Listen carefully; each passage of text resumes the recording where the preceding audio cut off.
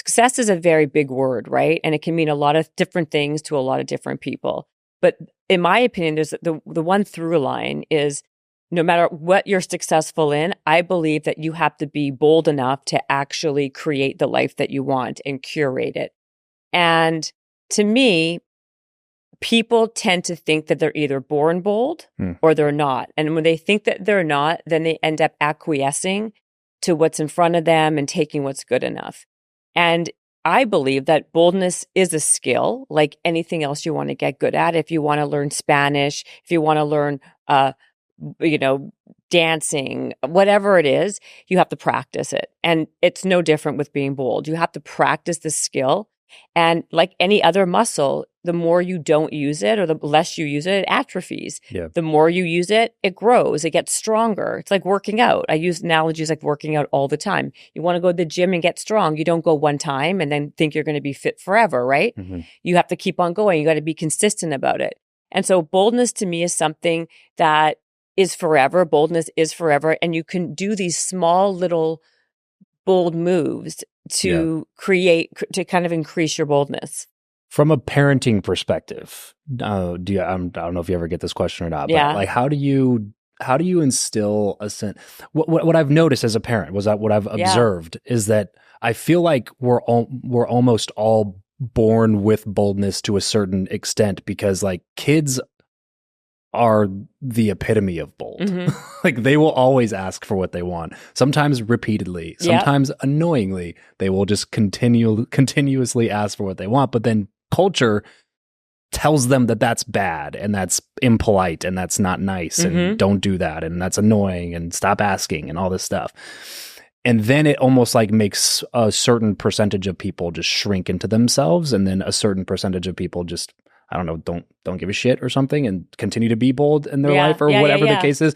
But what my question is, like, as a parent now, is like, I always am looking at that to be like, I want to make sure that my kids understand that there are just like, there's some things that are just like societally acceptable things to do. Like you shouldn't be this way in most social settings, because that is going to like just put out this complete idea or air of just complete lack of self-awareness, and people just don't want to be around you, and that's bad. But also, I do not want to completely discourage the acts of boldness that I see in them, especially with my daughter. I'm just like, that right there, like that persistence, that attitude will take you into whatever you want to do in the rest of your life. And please keep doing that. However, I said no like 4 times and the answer is no. You know Right. So there is like a very fine line, right? Because especially as a parent, right? Like you don't want them. So I have my entire mindset that I've developed, right? Which is basically what I talk about is this thing called the 10% target. The 10% target is making 10 attempts at whatever you want most in life.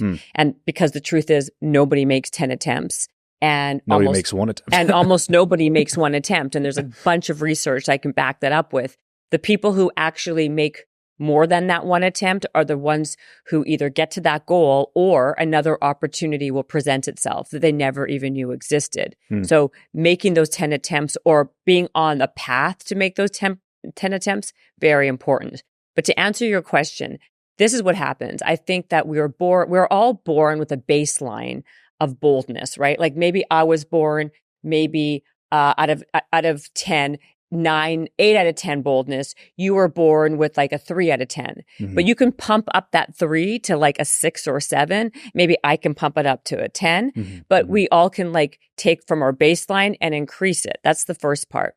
Now, I think what happens in life is that experience jades us. And the more we get jaded, the more we're told no, or the more rejection we have, it suppresses our feeling and our ability to want to go out and get something that we want, right? So that's what happens. A kid doesn't know not to touch a stove until he touches a stove and it's hot, and that's how he learns not to do it again. I lead with this idea that naivety is a strength. The less you know, the better, right? Ignorance is actually bliss, because that's what gives you that like audacity to go after something. Now, when I have 2 kids, and funnily enough, my little girl is very bold. She's like actually a little too sassy because that's all she hears and talks about, right? I'm going to be honest with you. I got to like wheel in that sassiness How a little old is she? bit. She's 8 years old. Hey. And she's adorable. I'm not going to lie, but she's very confident. And I, as a mom, rather my kid have a little bit more like sassiness than have the alternative, which is be too timid and be meek and scared to stand up for herself. Because I see that actually happening way more. I have more parents saying to me, you know, my kid doesn't have self-esteem. My kid doesn't feel good enough. They're comparing themselves all the time to someone at school, or now, of course, with social media, always comparing themselves to someone on social media. Of course. The bigger epidemic is getting kids to have a really healthy self-esteem, less of an epidemic having too much confidence in a real way. People can be, they can pretend and like have that bravado that they're confident, but really not. But what I'm talking about is true self-confidence. I actually one of the partners I work with because of my message is a company called Legends.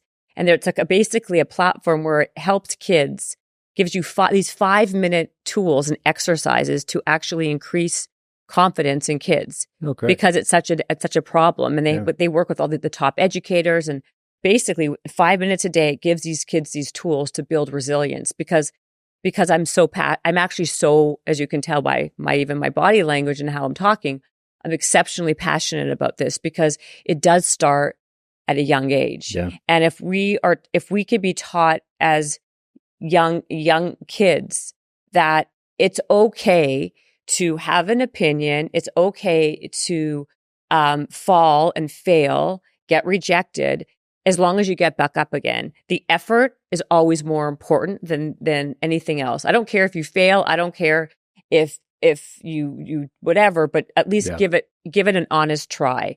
My problem is people don't even want to give them, they count themselves out before they even make that attempt. And like I said, with all the problems that are happening with social media and technology and the comparison game at a young age, that beats down at someone's confidence. Yeah. They think, well, I'm not as pretty as her. I'm not as smart as him. I'm not as athletic. I'm not as this.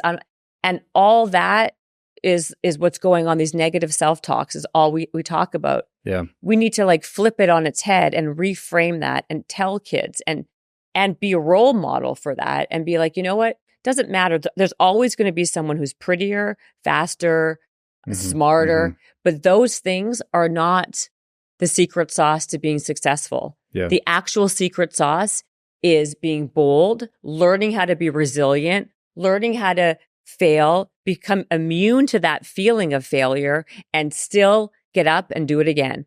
And to me, that is the most important life skill that you can teach a child.